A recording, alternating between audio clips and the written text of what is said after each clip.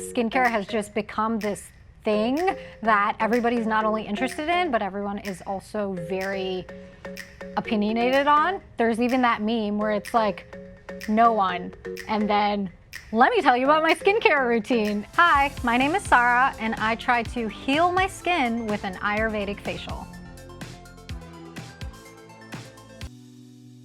Ayurveda to me is like super simple and super complicated. It's an ancient system of health and wellness practices that comes from India, and it focuses on the body, spirit, and mind as a whole. Ayurvedic facials tend to focus more on using oils, Ayurvedic herbs, natural clays, and steam.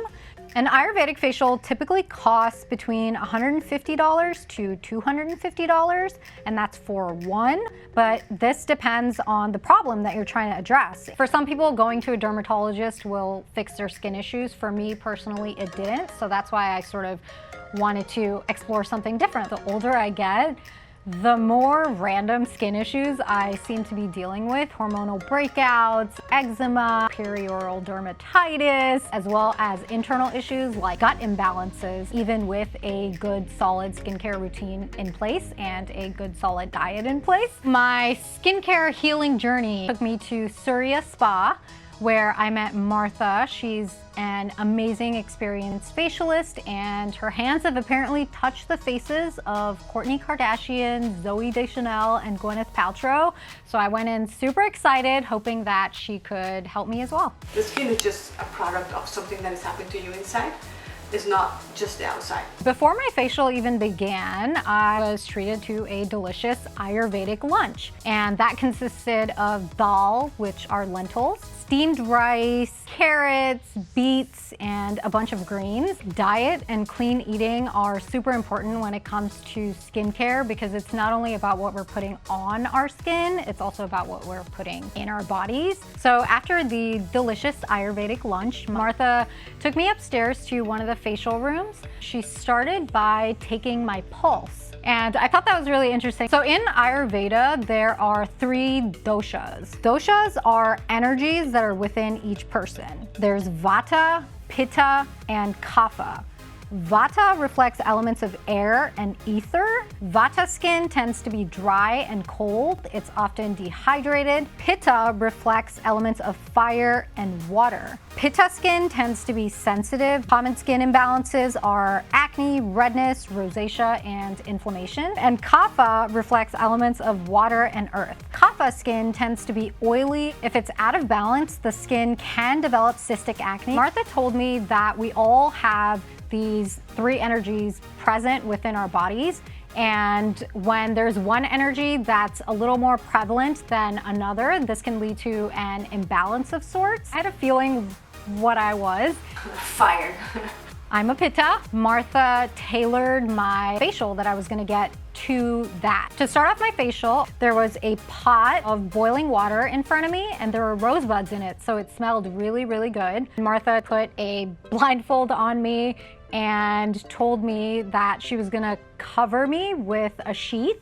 And so I was basically under this like tent with this pot of boiling hot water. I think I managed to stay in there for a good 5 minutes.